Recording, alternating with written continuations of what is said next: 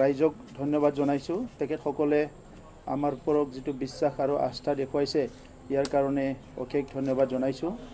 আৰু UPPLৰ যিখিনি প্ৰাৰ্থী বিজয় হৈছে তেখেতসকলৰ হৈ আমাৰ দলৰ হৈ আৰু BJP আৰু আমাৰ সকলো এলায়েন্স যিটো টিম আছে সকলোৰে হৈ মই অঞ্চলৰ ৰাইজক ধন্যবাদ জনাইছোঁ।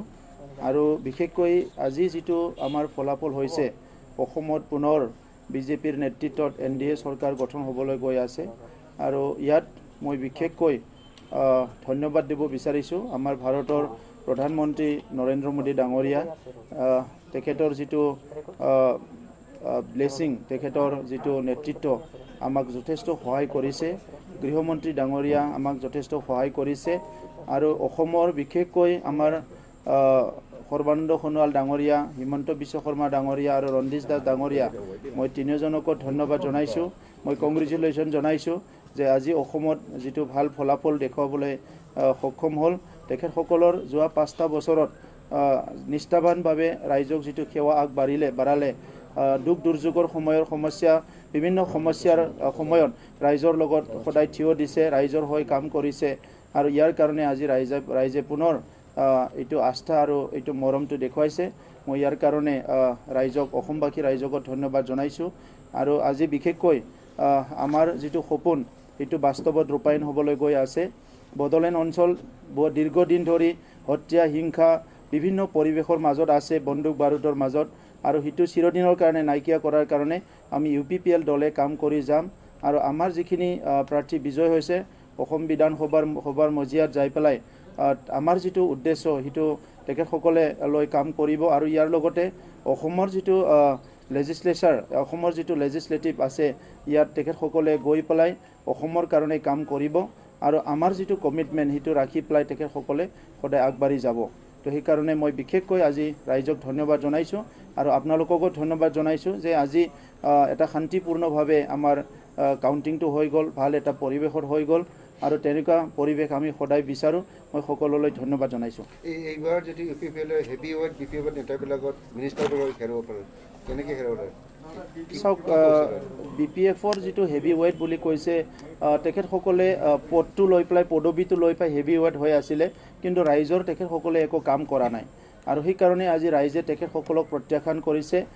এইটো মানে প্ৰমীলা ৰাণী ব্ৰহ্মই হওক, চন্দন ব্ৰহ্মই হওক বা আমাৰ ৰিহন দৈমাৰী ডাঙৰীয়াই হওক, তেখেতসকলে মন্ত্ৰিত্বটো লৈছে, কিন্তু ৰাইজৰ প্ৰতি যিটো তেখেতসকলৰ দায়িত্ব আছিলে সেই দায়িত্বটো পালন কৰা নাই। আৰু সেইকাৰণে আজি তেখেতসকলৰ এই পৰাজয় হ'ব লগা হৈছে। আৰু ইয়াত সক্ৰিয়ভাৱে আমাৰ দলীয় কৰ্মীসকলে কাম কৰিছে।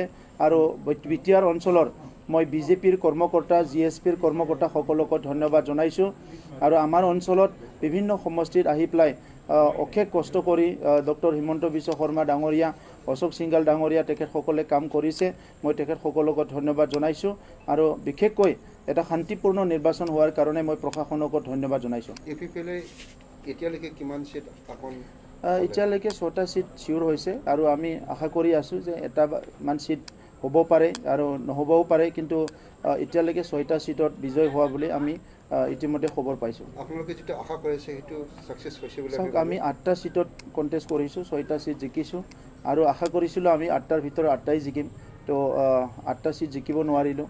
এনিৱে হাৰ্ড ৱৰ্ক কৰিছে চবে, মই ধন্যবাদ জনাইছোঁ। চৰকাৰ গঠনৰ ক্ষেত্ৰত আপোনালোকৰ কিবা নিশ্চয় থাকিব। আমি একেলগে ইলেকশ্যন খেলিছোঁ আৰু সেই হিচাপে পৰৱৰ্তী কথাখিনি আমি একেলগে আলোচনা কৰি আগবাঢ়ি যাম। মন্ত্ৰী বিচাৰিব কেইজন? সেইটো আমি আলোচনা কৰিম। আমাৰ কোৰ টিমৰ মাজত আমি আলোচনা কৰিম। প্ৰথমতে UPPL, তাৰপিছত আমাৰ যিটো এলায়েন্স টিম আছে ইয়াৰ মাজত আমি আলোচনা কৰিম। চিফ মিনিষ্টাৰ যিটো গঠনৰ ক্ষেত্ৰত আপোনালোকে কিবা ৰ'ল ল'ব? চাওক, BJP ডাঙৰ দল, ৰাষ্ট্ৰীয় দল, ইয়াত নেতা কাক বাছনি কৰিব, মুখ্যমন্ত্ৰী কাক বাছনি কৰিব, এইটো সম্পূৰ্ণভাৱে BJPৰ নেতৃত্বই এইটো সিদ্ধান্ত ল'ব। আমিতো নাগৰিক হিচাপে বা আমি এলায়েন্স পাৰ্টনাৰ হিচাপে আমি ক'ব বিচাৰোঁ কি আমাক সদায় অসমত ভাল লিডাৰ লাগে। এতিয়া ভাৰতবৰ্ষৰ বিভিন্ন সমস্যা আছে, এই সমস্যাৰ লগত অসমতো বহুত সমস্যা আছে। এই সমস্যাবিলাক সমাধান কৰাৰ কাৰণে সদায় আমাক ভাল নেতৃত্ব লাগে, সেইটোৱে আমি বিচাৰোঁ। সমাজে নতুন দিগন্ত বিচাৰিছে এই ক্ষেত্ৰত, যিটো আপোনালোকে প্ৰদৰ্শন কৰিলে এইবাৰৰ যিটো নিৰ্বাচন ফ্ৰী এণ্ড ফেয়াৰ ৰাইজৰ আশা আছে সমাজ পৰিৱৰ্তন কি কৰিব? চাওক, ৰাইজে বিচৰা নিচিনা এইবাৰ নিৰ্বাচনটো ফ্ৰী এণ্ড ফেয়াৰ নিৰ্বাচন হৈছে। যদিও ইয়াত কিছুমানে বাহুবল ধনবল ব্যৱহাৰ কৰিছে, তথাপিতো যথেষ্ট আজি ৰাইজৰ যিটো মানসিকতা সেইটো সলনি হৈছে, সেইটো আমি ক'ব লাগিব। আৰু আজি যিটো ফলাফল এইটোৱে বুজিবলৈ পাৰে যে ৰাইজে পৰিৱৰ্তন বিচাৰিছিলে আৰু সেই পৰিৱৰ্তনটো ৰাইজে বিচৰাৰ কাৰণে আজি পৰিৱৰ্তনটো পাবলৈ সক্ষম হৈছে। কোভিড মেইনটেনেন্স SOP ইতিমধ্যে ইয়াৰ মাজতে ঘোষণা হ'ল। নাই, কোভিডটো যথেষ্ট আমাৰ কাৰণে চিন্তনীয় বিষয়, কাৰণ ইতিমধ্যে অসমতো কোভিড যিটো কেছ সেইটো জিৰ' হৈ যোৱা নাই, সেইটো সদায় পাই আছে কোভিডৰ কেছ, আৰু এজন দুজনকৈ সদায় মানে কেজুৱেলিটিটো হৈ আছে। তো সেইকাৰণে আমি চবে সজাগ হৈ থাকিব লাগিব। মই ৰাইজক সজাগ হৈ থাকিবলৈ আহ্বান কৰিছোঁ। আৰু আজি নিৰ্বাচন ফলাফল আহিল, ইয়াৰ পিছত নিৰ্বাচন প্ৰক্ৰিয়া সম্পূৰ্ণভাৱে সমাপ্ত হৈ গ'ল। আৰু অহাকালিৰ পৰা আমি চবে ছ'চিয়েল ডিষ্টেঞ্চ মেইনটেইন কৰি ভাল পৰিৱেশত যাতে চবে থাকিবলৈ আৰম্ভ কৰে, মই সেইটো আহ্বান কৰিছোঁ। মাস্ক চবে পৰিধান কৰিব লাগে, চেনিটাইজ কৰিব লাগে, মই সেইটো আহ্বান কৰিছোঁ। আৰু ইয়াৰ লগতে অসমৰ SOPত অলপমান সাল সলনি কৰিব লাগে বুলি মই আহ্বান কৰিছোঁ।